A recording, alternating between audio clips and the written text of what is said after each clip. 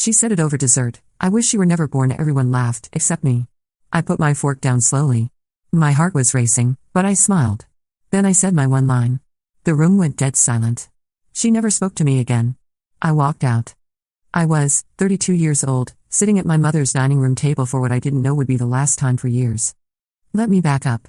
My name is Sarah, and I'm the middle child of 3 daughters. My older sister Jessica has always been the golden child. She's a successful lawyer, married to a doctor named Robert, with 2 perfect kids and a house in the suburbs that looks like it belongs in a magazine. My younger sister Amanda is the baby, the creative one who can do no wrong in my parents' eyes despite being 28 and still living in their basement while pursuing her art career. Then there's me. I'm a high school English teacher, divorced, no kids, living in a modest apartment across town. I'm not unsuccessful by any normal standards, but in my family, I've always felt invisible. The forgotten middle child who never quite measured up to Jessica's achievements or Amanda's artistic soul. The dinner was supposed to be a celebration of Jessica's latest promotion to senior partner at her law firm. Mom had gone all out, her best china, homemade lasagna, the works. Dad was beaming with pride as Jessica regaled us with stories of her courtroom victories and the new BMW she was considering buying. Amanda was showing off her latest paintings on her phone, and everyone was oohing and awing over her unique perspective and raw talent. Meanwhile, I mentioned that one of my students had won a regional writing contest that I'd helped coach her for, and it barely registered a polite nod from anyone. This was nothing new. I'd grown used to being the afterthought, the reliable one who showed up to every family gathering, brought thoughtful gifts, remembered birthdays, and listened to everyone else's problems without complaint. I was the designated caretaker of family harmony, always smoothing over conflicts and making sure everyone felt heard and valued. Except I never felt heard or valued myself. The conversation at dinner followed its usual pattern. Jessica talked about her work, her husband Mark's new position at the hospital, their daughter Emma's acceptance into a gifted program, and their son Tyler's soccer achievements. Amanda discussed her latest creative project, a series of abstract paintings about the intersection of trauma and healing that she was hoping to show at a local gallery. When the conversation briefly turned to me, I mentioned that I was considering going back to school for my master's degree in education administration, maybe moving into a leadership role eventually. Oh, that's nice, honey, Mom said absently, already turning back to Jessica. Jess, tell us more about that case you won last week. I felt the familiar sting of dismissal, but I pushed it down like always. I'd learned long ago not to expect too much attention or praise from my family. I told myself it didn't matter, that I was secure in my own worth and didn't need their validation. But then came dessert. Mom had made her famous chocolate cake, the same one she'd been making for special occasions since we were kids. As she served generous slices to everyone, the conversation turned to childhood memories. Jessica and Amanda were laughing about some prank they'd pulled when they were teenagers, a story I'd heard a dozen times before. Remember when we convinced Sarah that she was adopted? Amanda giggled, taking a big bite of cake. Everyone laughed except me. I remembered that joke all too well. I was 12, going through an awkward phase, feeling insecure and out of place. My sisters had spent weeks dropping hints that I was adopted, pointing out how different I looked from them, how my interests were different, how I didn't really fit with the family. It had devastated me at the time. I cried myself to sleep for weeks, wondering if it was true, feeling even more like an outsider than I already did. When I finally worked up the courage to ask our parents, they'd laughed it off as harmless sibling teasing. No one seemed to understand how deeply it had hurt me. That was so mean of you girls, Mom said now, but she was smiling as she said it. Poor Sarah was so upset. She was so gullible, Jessica added, shaking her head. She actually believed us for months. It was harmless fun, Dad chimed in. Kids will be kids. I forced a smile and took a bite of cake, even though it tasted like cardboard in my mouth. This was how it always went. My pain was minimized, dismissed as overreaction or hypersensitivity. I was expected to laugh along with jokes at my expense, to be the good sport who could take it all in stride. The conversation continued, more childhood stories, more laughter at my expense. The time they'd convinced me that if I made a certain face it would stick that way permanently. The time they told me that the ice cream truck only played music when it was out of ice cream. The time they'd hidden all my stuffed animals and told me they'd run away because I wasn't taking good enough care of them. Each story was told with fond amusement, as if these were cherished family memories rather than a systematic pattern of psychological torment that had shaped my childhood and my sense of self-worth. I sat there, my fork moving mechanically from plate to mouth, feeling smaller and smaller with each anecdote. This was my family. These were the people who were supposed to love and support me unconditionally, and yet they seemed to take genuine pleasure in recounting all the ways they'd made me miserable as a child. Then Amanda said it. She was laughing particularly hard at some story about how they'd convinced me that I could only speak on weekends when I was 7, which had resulted in me being completely silent at school for 3 days before my teacher called home in concern, when she suddenly looked at me with that expression I knew so well, the one that meant she was about to deliver what she thought was a hilarious punchline. Honestly, she said, wiping tears of laughter from her eyes, sometimes I wish you were never born. Our childhood would have been so much more fun without you being such a buzzkill all the time. The room erupted in laughter. Dad nearly choked on his cake. Mom was giggling behind her napkin. Jessica was slapping the table. But I wasn't laughing. I put my fork down slowly, the clink of metal against china seeming abnormally loud in the midst of their hilarity. My heart was racing, pounding so hard I could hear it in my ears. But I smiled. I smiled the calmest, most serene smile I'd ever managed in my life. The laughter was still echoing around the table as I looked directly at Amanda, then let my gaze sweep across each of their faces, Dad, still chuckling, Mom, wiping her eyes, Jessica, grinning widely. Then I said my one line. Well, Amanda, the feeling is mutual. The only difference is, I actually have the power to make that wish come true. The room went dead silent. The laughter died as if someone had flipped the switch. Forks stopped moving. Breathing seemed to pause. The only sound was the soft tick of the grandfather clock in the hallway. I could see the confusion spreading across their faces as they processed what I'd said. The joke had been on me, as always, so why wasn't I laughing along? Why wasn't I deflecting with self-deprecating humor or changing the subject like I always did? I stood up slowly, my chair scraping against the hardwood floor. I folded my napkin neatly and placed it beside my half-eaten slice of cake. Thank you for dinner, Mom. It was enlightening. I picked up my purse and walked to the front door, my heels clicking steadily on the floor. Behind me, I could hear someone call my name, I think it was Dad, but I didn't turn around. I walked out, closing the door quietly behind me, and drove home in complete silence. That night, I sat in my apartment with a cup of tea and really thought about what had happened. For the first time in my life, I'd stood up for myself. I'd refused to be the family punching bag, the reliable doormat who absorbed everyone else's cruelty with a smile. And it felt incredible. But I also knew that this was just the beginning. If I was serious about what I'd said, about having the power to make Amanda's wish come true, then I needed to follow through. I needed to actually remove myself from their lives in a way that would make them understand what they'd lost. The next morning, I started planning. First, I called in sick to work and spent the day researching job opportunities in other cities. I'd been thinking about making a change anyway, and now seemed like the perfect time. Within a week, I'd applied for teaching positions in Seattle, Portland, and Denver, all far enough away to make casual visits impossible. While I waited to hear back, I began the process of systematically removing myself from my family's life. I changed my phone number without giving them the new one. I deactivated my Facebook account. I stopped responding to emails. When Jessica called the school looking for me, I had the secretary tell her I was unavailable.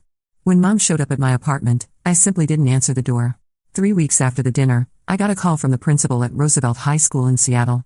They wanted to interview me for a position teaching advanced English literature. The salary was better than what I was making, and they offered relocation assistance. I took the job. I gave my current school 4 weeks' notice, telling them I'd received an opportunity I couldn't pass up. My colleagues threw me a small farewell party, and several students wrote me touching thank you notes. It was the kind of warm send-off I've never received from my own family. I hired movers, forwarded my mail to a P.O. box, and within 6 weeks of that dinner, I was gone. But I wasn't just disappearing, I was transforming. In Seattle, I threw myself into my new life with an energy I hadn't felt in years. I joined a hiking group and discovered I loved being outdoors. I took a creative writing class and found I had a real talent for storytelling. I started dating again, meeting people who appreciated my quiet sense of humor and my genuine interest in others. For the first time in my adult life, I was surrounded by people who valued me. My new colleagues respected my teaching methods and sought out my advice. My students responded to my passion for literature with enthusiasm I'd rarely seen before. The hiking group welcomed me warmly, and I quickly made friends who actually enjoyed my company. I began to realize how much of my personality had been suppressed by constantly trying to fit into my family's dynamic. Without their constant subtle undermining, I flourished. I started a blog about teaching literature, and it gained a small but dedicated following. I enrolled in an online master's program in educational leadership and began working toward my degree part-time. After 3 years in Seattle, I was promoted to assistant principal, and then to full principal 2 years after that. The transformation wasn't just professional, it was deeply personal. For the first time in my life, I was discovering who I really was when I wasn't constantly trying to manage other people's emotions or make myself smaller to avoid conflict. I realized I was actually funny, not in a self-deprecating way, but genuinely witty. My hiking friends loved my dry observations about trail conditions and fellow hikers. My colleagues appreciated my ability to find humor in the chaos of high school drama. I'd never been allowed to be funny at home because humor was Jessica and Amanda's territory, and I'd learned early that trying to compete would only result in being shut down. I discovered I was passionate about social justice issues. I started volunteering at a local literacy center, helping adult learners improve their reading skills. I organized fundraisers for classroom supplies in underprivileged schools. I joined the local chapter of Teachers for Educational Equity. These weren't things I'd ever had time for before, when every weekend was consumed with family obligations and emotional labor. Most surprisingly, I found out I was actually quite social. Back home, I'd been labeled as the quiet one, the introvert who preferred books to people. But that had been a survival mechanism, a way to avoid drawing attention that might result in ridicule. In Seattle, surrounded by people who actually listened when I spoke and valued what I had to say, I blossomed into someone who genuinely enjoyed hosting dinner parties, organizing group outings, and building deep friendships. One evening, about 18 months after I'd moved, I was hosting a potluck dinner for my hiking group when someone made a joke about their own family drama. The group started sharing stories about difficult relatives, boundary setting, and family dysfunction. I found myself telling them about my situation, not for sympathy, but as part of a genuine conversation among equals. "Wait," said Maria, one of my favorite hiking companions, "they actually convinced you that you were adopted as a form of entertainment?" "For months," I confirmed. "I was 12 and going through that awkward phase where you're already questioning everything about yourself." "That's not funny family teasing," said Tom, shaking his head. "That's psychological abuse." The word hit me like a lightning bolt. Abuse. I'd never thought of it that way. Physical abuse was hitting and screaming, wasn't it? But as my new friends talked about emotional manipulation, gaslighting, and systematic degradation, I began to see my childhood through a different lens. I started reading books about family dynamics and emotional abuse. I learned about scapegoating, golden children, and narcissistic family systems. I discovered terms like emotional parentification, which perfectly described how I'd been expected to manage everyone else's feelings while my own were dismissed. The more I read, the angrier I became. Not the desperate, powerless anger I'd felt at that dinner table, but a clean, righteous anger that burned away the last vestiges of guilt I'd been carrying about abandoning my family. I hadn't abandoned them. I'd escaped them. This revelation coincided with some interesting intelligence I was getting about their reactions to my disappearance. Through social media connections and mutual acquaintances, word was starting to filter back to me about how my absence was affecting them. It started small. My cousin Rachel mentioned in a casual Facebook comment that family gatherings were weird now. A former high school classmate told me she'd run into Jessica at the grocery store, and Jessica had seemed really stressed and kept asking if I'd heard from you. But the most revealing information came from Mrs. Patterson, my elderly neighbor from my childhood home. She'd always been kind to me, and when she saw my name on a teaching award announcement that had been shared in the local newspaper, someone from my old school had nominated me for a state-level recognition, she sent a letter to my school, which they forwarded to me. "Sarah, dear," she wrote, "I was so proud to see your accomplishment in the paper. I always knew you were special. I hope you don't mind me reaching out, but I wanted you to know that your poor mother has been asking everyone in the neighborhood if we've heard from you. She seems quite beside herself with worry. I told her I'd try to find a way to let you know she's thinking of you. I hope you're doing well, wherever you are." I stared at that email for a long time. Part of me felt a flicker of the old guilt, the trained response to put everyone else's feelings before my own. But I'd learned enough about healthy boundaries to recognize that my mother's distress was not my responsibility to fix, especially when it was the natural consequence of her own choices. I wrote back to Mrs. Patterson, thanking her for the kind words and asking her to let my mother know that I was safe and well, but that I needed space. I kept it brief and didn't explain the circumstances. Mrs. Patterson didn't need to be drawn into family drama. But Mrs. Patterson's email opened a floodgate of information. Over the next few months, she sent me periodic updates, clearly thinking she was helping facilitate some kind of reconciliation. "Your mother has started seeing a therapist," she wrote in one email. "She mentioned it when she was asking me to keep an eye on her flower garden while she's at her appointments. I saw your father at the hardware store yesterday," came another update. "He looked older, somehow. Tired. He asked me again if I'd heard anything from you." The most interesting update came about a year after I'd left. "I'm not sure what's happening with your sisters, but there seems to be some tension there. Your mother mentioned that Jessica and Amanda had a big fight at Easter dinner, something about Amanda making a comment about Jessica's parenting. Your mother seemed quite upset that you weren't there to help smooth things over." Ah. There it was. Without me to serve as their common target and emotional mediator, my sisters were turning on each other. The family dynamic that had seemed so stable with me as the designated scapegoat was falling apart without someone to blame and manage their conflicts. I found myself curious about the details but not emotionally invested in the outcome.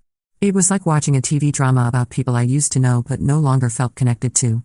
The updates continued to trickle in. Amanda had apparently had some kind of breakdown and moved back in with my parents full-time. Jessica's marriage was under strain. Mark was reportedly frustrated with the amount of time Jessica was spending trying to track me down and manage the family crisis. The annual family vacation had been canceled because it didn't feel right without me there. Each piece of information confirmed what I'd suspected but hadn't dared to hope: I had mattered. Despite feeling invisible and unimportant for most of my life, my absence was creating a significant void. They were finally experiencing the loss of all the emotional labor I'd provided, all the ways I'd held their dysfunction together through my own sacrifice. But the most satisfying piece of intelligence came from an unexpected source. My former colleague Mark, not Jessica's husband, a different Mark, had kept in touch with me after I moved. He taught at the high school across town from where I used to work, and our schools often collaborated on district initiatives. He called me one evening, laughing. "Sarah, you're not going to believe this. I was at a district meeting today, and your sister Jessica was there. Apparently she's married to one of the doctors who consults on our health education curriculum. Anyway, she cornered me afterward and started grilling me about whether I knew where you were." "What did you tell her?" "Nothing, obviously. But here's the interesting part, she seemed almost desperate. She kept talking about how the family wasn't the same without you, how they needed to find you to make things right. She said they'd been trying everything to locate you but had hit dead ends since you've clearly made an effort to disappear." "They've been trying to find me?" I was genuinely shocked. "That seems extreme." "That's what I thought. But she kept going on about how much they missed you, how they didn't realize how important you were to the family. She actually used the phrase the glue that held us together. I wanted to ask her why they didn't appreciate the glue while they had it, but I managed to keep my mouth shut. After I hung up, I sat in my beautiful Seattle apartment, looking out at the city lights, and felt a profound sense of vindication. Jessica, successful, confident, golden child Jessica, was desperate about my absence. She'd been going to professional meetings and cornering my former colleagues. She described me as the glue that held the family together. These were words I'd never heard while I was actually there, holding them together. The irony was almost too perfect. For 32 years, I'd bent over backward trying to earn their love and recognition. I'd absorbed their cruelty, managed their emotions, and minimized my own needs in service of family harmony. And in return, I'd been treated as an afterthought, a supporting character in their more important stories. Now, by refusing to continue playing that role, I'd finally become the main character, not just in my own life, but in theirs as well. They were spending more time and energy thinking about me now than they ever had when I was actually present. It was the most elegant revenge I could have imagined, making them realize my value by removing it entirely. Meanwhile, my family was dealing with the consequences of my absence. I learned about this through my Aunt Linda, my mother's sister, who had always been kind to me and who managed to track down my new contact information. She called me about 6 months after I'd moved. "Sarah, honey, your family is worried sick about you. Your mother cries every day. She's convinced something terrible has happened." "I'm fine, Aunt Linda. Better than fine, actually." "But why won't you talk to them? They've been trying to reach you for months." I explained what had happened at the dinner, and the years of dismissal and emotional neglect that had led up to that moment. Aunt Linda listened without judgment. "I always wondered if they treated you differently," she admitted. "Your mother talks about Jessica and Amanda constantly, but she hardly ever mentions you unless I ask directly." "That's been my whole life, Aunt Linda. I was tired of being invisible." She was quiet for a moment. "Are you happy now, sweetheart?" "Happier than I've ever been." "Then I understand why you left. But your mother? She's really struggling with this." She should have thought about that before she laughed when Amanda said she wished I was never born. Over the next few years, I got updates from Aunt Linda about how my absence was affecting my family. It wasn't what I'd expected. At first, they were just confused and worried. They couldn't understand why I'd reacted so strongly to what they saw as harmless family teasing. Mom kept calling my old number, hoping I'd reconnected it. Jessica hired a private investigator to make sure I was okay. But as months turned into years, something shifted. They began to realize how much I'd actually contributed to the family dynamic. I'd been the one who organized family gatherings, remembered birthdays, mediated conflicts between my sisters, and provided emotional support to everyone. Without me, family gatherings became awkward and strained. Jessica and Amanda, without their mutual target, began turning on each other. Old resentment surfaced. Amanda felt threatened by Jessica's success, while Jessica grew tired of Amanda's inability to launch her career. Mom became depressed. She'd lost not just a daughter, but the daughter who had been most attentive to her emotional needs. I'd been the one who called regularly just to chat, who remembered her favorite flowers, who listened patiently to her worries and complaints. Dad struggled with the realization that he'd failed to protect one of his children from the others. He'd always prided himself on being a good father, but my disappearance forced him to confront the ways he'd allowed my sisters to treat me poorly. "Your mother wants to write you a letter," Aunt Linda told me during one of our conversations. "She's been working on it for months. She's welcome to try, but I don't have to read it." "Sarah, they've all changed.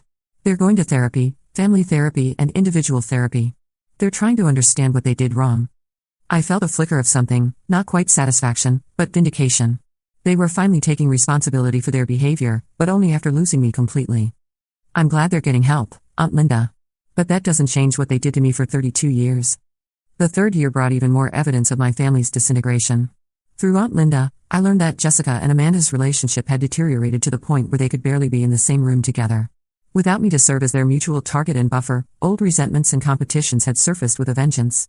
Jessica accused Amanda of never growing up and taking responsibility for her life, Aunt Linda reported during one of our conversations.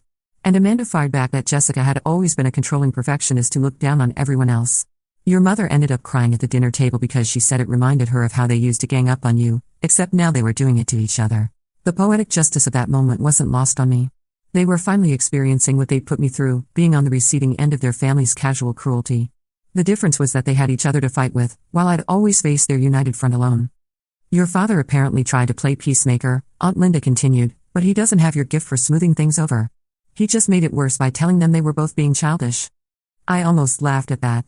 Dad had never intervened when my sisters were being cruel to me, but now that their behavior was disrupting his peace, he was suddenly concerned about childish behavior.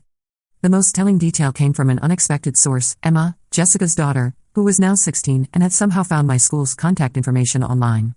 She sent a carefully written letter to my office that broke my heart and validated every decision I'd made. Dear Aunt Sarah, I don't know if you remember me, but I'm Emma, Jessica's daughter. I found your school online and hope they could forward this to you. I hope it's okay that I'm writing to you. I wanted you to know that I always thought you were cool, and I don't understand why everyone in our family treated you badly. Mom and Aunt Amanda fight all the time now, and Grandma cries a lot. Mom keeps trying to find you but doesn't know how. I just wanted you to know that not everyone in the family thought you deserved how they treated you. I hope you're happy wherever you are. I stared at that letter for hours. Emma had been just a child during most of the family gatherings where I'd been dismissed and ridiculed, but even she had noticed the dynamic. Even a teenager could see what the adults in my family had refused to acknowledge for decades. I wrote back through the school, thanking her for her kindness and telling her I was indeed very happy. I encouraged her to focus on her own goals and dreams, and to remember that she deserved to be treated with respect and kindness. I didn't badmouth her mother or aunt, but I hoped she'd internalize the message about self-worth. The conversation with Emma sparked something in me, a realization that my disappearance wasn't just affecting my parents and sisters, but the next generation too. Emma was growing up watching the adults in her family deal with the consequences of their emotional cruelty, and hopefully learning some lessons about how not to treat people. Around the same time, Mrs. Patterson sent me another letter with some interesting news. She'd apparently become something of a neighborhood gossip hub, and my family seemed to confide in her regularly. Your sister Amanda has been having a difficult time, she wrote. I saw her at the grocery store last week and she looked quite thin and tired. She mentioned she's been seeing a counselor and doing a lot of inner work, as she called it. She asked me again if I'd heard from you, and when I said no, she started crying right there in the produce section. She said she'd been thinking a lot about how she treated you growing up, and she wished she could take it all back. Mrs. Patterson's letters continued over the following months, each one providing more evidence of my family's ongoing struggles with my absence. Amanda's therapy seemed to be helping her realize the extent of the damage she'd caused, but the realization was clearly devastating her. She's been asking your mother to give her your old things from your bedroom, came one update. Your mother said Amanda just sits there going through your old books and school papers, crying. It's quite heartbreaking to watch, really. It would have been validating if it wasn't so frustrating. Where was this remorse when I needed it? Where was this emotional awareness when I was 12 years old, believing I might actually be adopted because my own sisters had convinced me I didn't belong? But the most revealing letter came about 2 years after Emma had first contacted me. I ran into Amanda at the coffee shop yesterday, and she looks much better, healthier, more put together. She's apparently gotten a job at a local art therapy center and seems to be doing well. But when I mentioned how nice it was to see her thriving, she got very sad and said that her biggest regret was that she couldn't share her progress with you.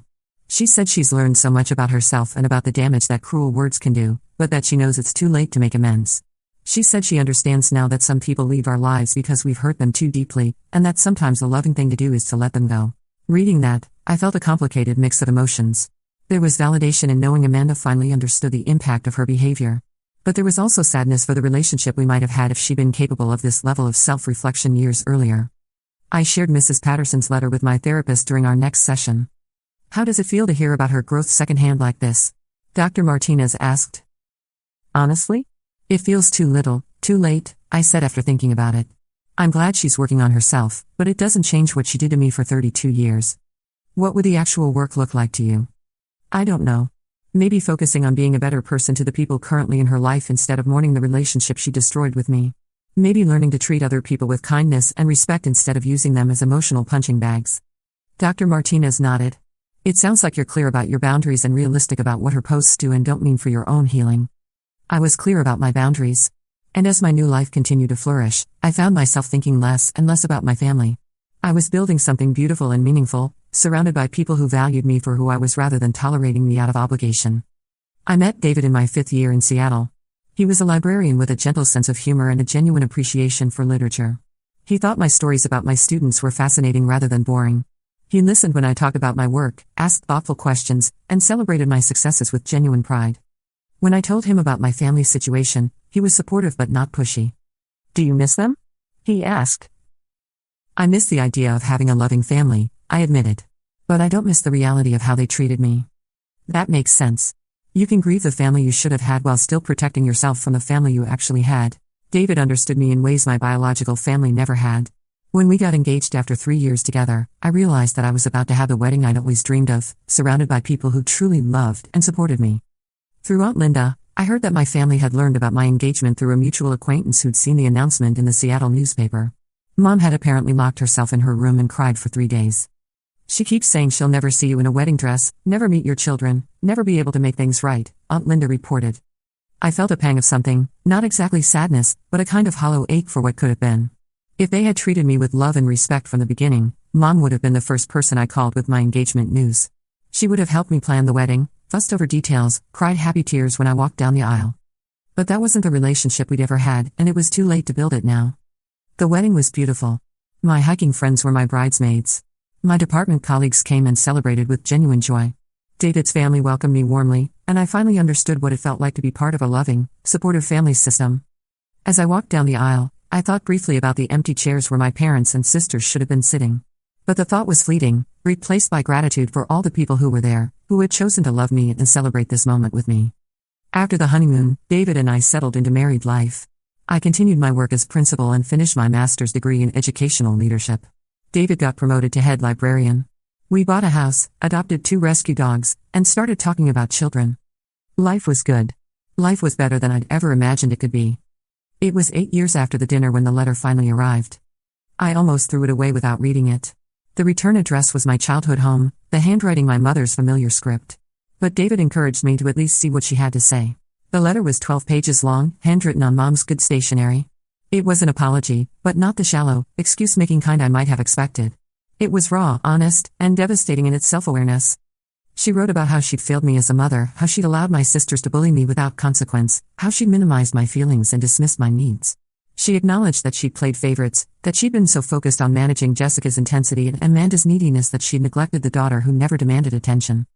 She wrote about the therapy sessions where she'd been forced to confront her own childhood trauma, how her own mother had ignored her in favor of her more demanding siblings, and how she'd unconsciously perpetuated that pattern with her own children. She wrote about Dad's guilt, how he'd realized he'd been a passive enabler of the family dynamic, failing to protect me when he should have stepped in. She wrote about Jessica's shock when the therapist helped her understand how her competitive nature had contributed to my marginalization, and about Amanda's gradual recognition that her jokes had been cruel rather than harmless. Most importantly, she wrote about how much they all miss me, not just as the family mediator and caretaker, but as a person. She shared specific memories I'd forgotten, how I comforted her after her father's death, how I'd helped Jessica study for the bar exam, how I'd encouraged Amanda during her darkest period of depression. "We didn't value you when we had you," she wrote. "We took you for granted, treated you as if you were less important than your sisters, and allowed a family culture where hurting you was acceptable. I understand now why you left, and I don't blame you for it. You deserve better than we gave you." The letter ended with a simple request: "I don't expect forgiveness, and I don't expect you to come back. I just want you to know that we love you, we're sorry, and we understand that we lost the right to be part of your life. If you ever decide you want contact with us again, we'll be here. If not, we'll respect that too. I just needed you to know that Amanda was wrong. We're all incredibly grateful that you were born, and we're sorry it took losing you for us to realize it." I cried reading that letter. Not tears of reconciliation or forgiveness, but tears of grief for the relationship we'd never had and now never would. David held me while I cried, and we talked long into the night about what the letter meant and how I felt about it. "Do you want to reconnect with them?" he asked. "Part of me does," I admitted. "But I'm not the same person who left that dinner table 6 years ago. I've built a life here, with people who value me.